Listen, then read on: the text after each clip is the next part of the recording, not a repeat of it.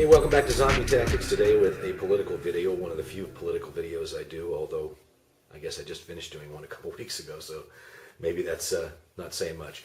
But the title of the video today will come from a movie that was made in 1968 called Wild in the Streets, and I'll be referencing that in a moment.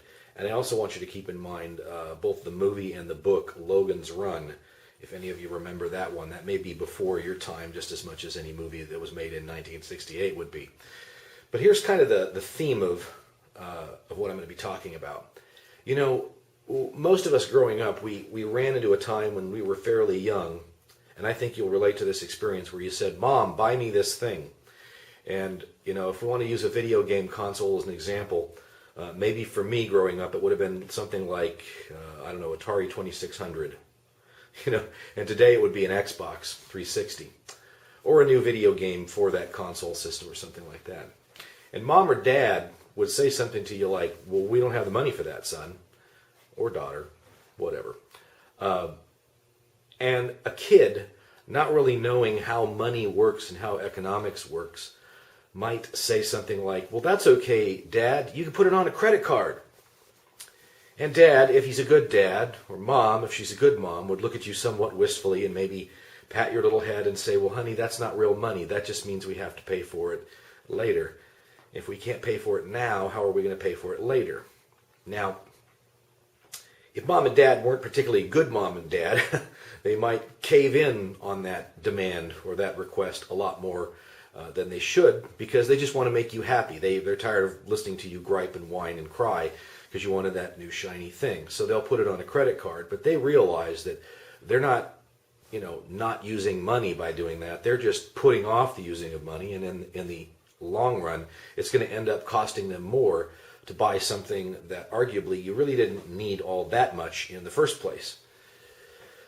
Well, where are we going with this? You can kind of guess, but in the movie Logan's Run, the backstory behind that, especially in the movie, is that the demographics changed enough so that there were more young people by far than there were people who were older, and so they eventually had like the version of civil wars and ended up having laws where in the book anybody over 21, that's it, you're done, and in the movie anybody over 30, your little life clock goes black or whatever color it went, red, blinks red, and then you're done there. So 30 years old is the maximum amount of time that you're allowed to live. In the movie Wild in the Streets, kind of an interesting thing happens there that relates to this discussion. Because in that movie what happens is a kind of a wild-eyed anarchist kind of guy by the name of Max something or other, and I'm doing this mostly from memory, so forgive me. This has been a while since this movie came out. I didn't watch it, was in the theaters. I'm sure I saw it on some Saturday morning television show, because I certainly was not watching this movie when I was 8 years old, which is when it came out. But anyway, Max, he's kind of a disaffected youth, an anarchist, doesn't like the system the way that it is. He blows up the family car and takes off, and he's pretty much a drug addict and a drug dealer and some other things like that. But through luck and the fact that he has a somewhat charming personality and knows how to manipulate people, he becomes the world's most famous entertainer. In other words, he's a rock star. And he's going by the name now of Max Frost, which is a made-up name that he used because his real name was something like Flatterbush or something that wouldn't just go over very that well, didn't have, you know, sex appeal to it. Well, he becomes such a popular entertainer, such a popular rock star, that a senator decides to try to co-opt him for using in his campaign to get the youth vote. Well, Max, being the manipulative guy that he is, ends up sort of parlaying this whole thing into a political career of his own. And since he is getting so much support from the youth, who in this movie outnumber everybody who's older, he's able to get things pushed through, like a constitutional amendment or something like that, to lower the voting age to like 14 or 15 years old. And he parlays that into getting himself elected president of the United States, and pretty much takes over the country and begins implementing every plan that a 25-year-old person without no real life experience or sense about anything would implement. All the really cool ideas in his head. And one of the cool ideas in his head is that everybody over 30 is the problem. There used to be a a saying in the 60s, don't trust anybody over 30. And so what he does is he pretty much takes everybody who's over 30 years old, sticks them in a concentration camp, and dopes them up on LSD.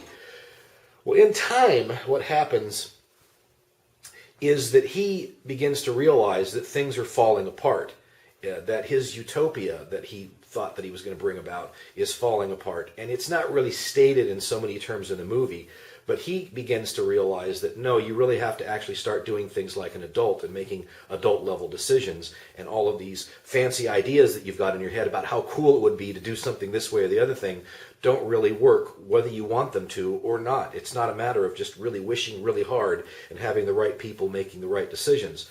Life works a certain way, economics works a certain way, the world works a certain way, and you might convince yourself that it can be different than that when you're 14, 15, or 25 years old, but that will come back to bite you. In the book version of Logan's Run, there is a kind of an undertone of a story that shows you how now that there's nobody older than 21, in the book it's 21, things are kind of falling apart. There are projects not being completed because the only person who knew how to do that particular thing was somebody who was over 21, and well, now he's dead. No more great works of art are being created because, well, it requires a lifetime of experience on top of talent to be able to create something really, really great in order for that youthful talent and drive to develop into something mature, to create something long-lasting. So that's one of the things that happens in Logan's Run. Well, tying this all together, where are we today? In my opinion, what we did is we just elected a guy very much like Max Frost in the movie Wild in the Streets. He's a guy who started out life as a young radical. He hung around radicals. He was raised by radicals. All the ideas in his head are radical. He was a cocaine user and a pot user, and somehow he's managed to rebrand himself, partly by changing his name, interestingly enough, just like in the book, into kind of like this rock star personality that is holding sway and convincing a bunch of people with fluffy-headed ideas about how the world should work to vote for him. And in my opinion, that's mostly what happened during the first election of Barack Obama, and it's pretty much what happened in this last one too, is a bunch of people who believe, honestly, that it doesn't matter that you don't have any money, you can just put it on the credit card, got behind Barack Obama. And that's what we're doing right now. We've just, for too long in this country, and it's not just the Democrats, and it's not just the Republicans, but it's kind of a whole mindset that says, well, we're going to do the things that keep the people from complaining, just like a mom or dad who's not a very good mom or dad will do the thing to keep their kid from crying and complaining. They'll put the Xbox on the credit card. And we've done that so long that now we have all of these bills that we can't pay anymore, financially speaking.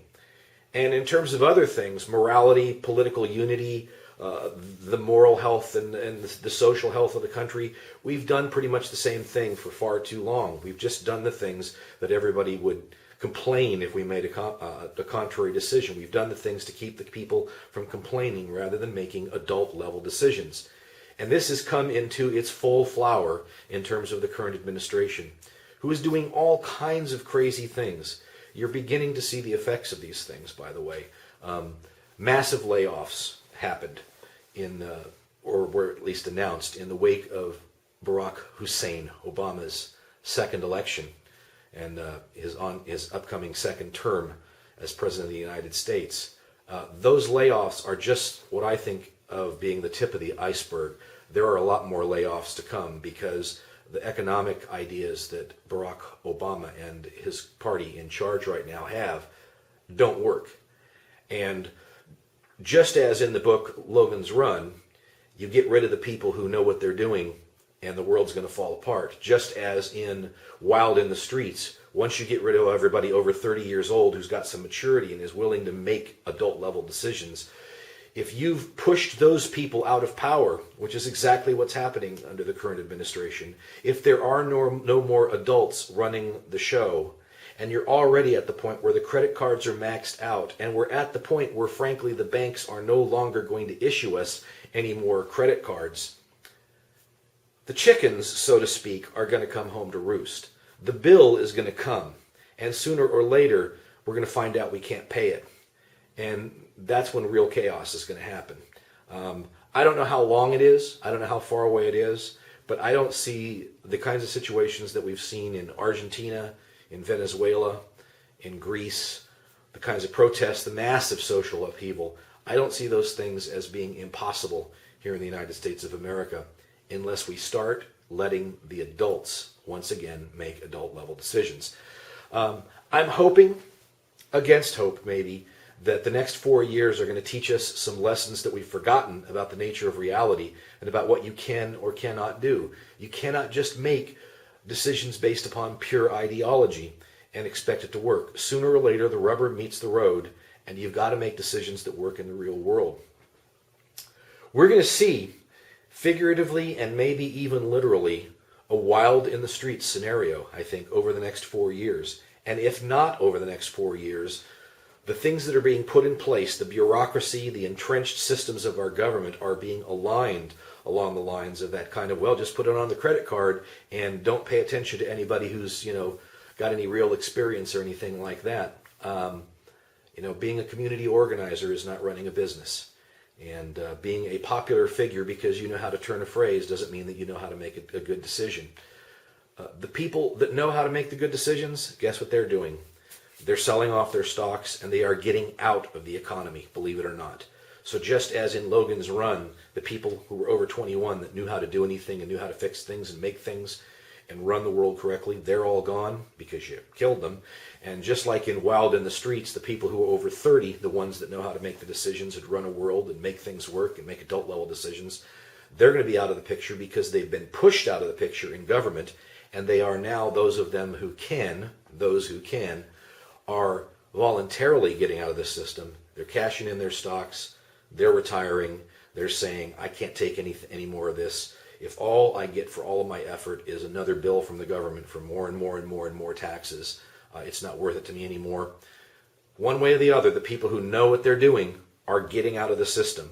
That's almost a reference to another book and movie now, Atlas Shrugged. In that movie, the people who know how to do things, who know how to run an economy, who know how to make a world work, well, they just kind of collectively go on strike, and they decide, we're out of here. Frankly, I got to be honest with you. My wife and I made a decision that we are no longer going to have a lifestyle based upon trying to get more stuff, be really active in the economy and things like that. We are scaling way back. We have decided we no longer have money to give to charity because that's something that all the citizens of my country decided the government ought to do. So you go depend upon the government now and you see how well that works. I'm scaling back plans that I had to start businesses or make more money or things like that because I see how it doesn't do me any good. And so any jobs that I would create for people out of that, any economic activity that I would generate by buying stuff and putting together those plans, boom, that's gone. And I know people who are at much higher levels in the economy than I am that are scaling back their plans in the same way. It is an inevitability. People who are smart enough to know better will do things that allow them to survive, if nothing else. So Logan's Run, Wild in the Streets, I think it's coming, and I think we're going to see exactly what it means when you put the 15-year-olds in charge, at least those who think like 15-year-olds. Not a comforting notion, but I will offer you this, that once things do in fact fall apart, and I believe they will, the way will be clear for some adult level thinking once again. And hopefully I think that in the long term at least, that's where we're headed. That's Zombie Tactics for today, and we'll see you next time. Bye-bye.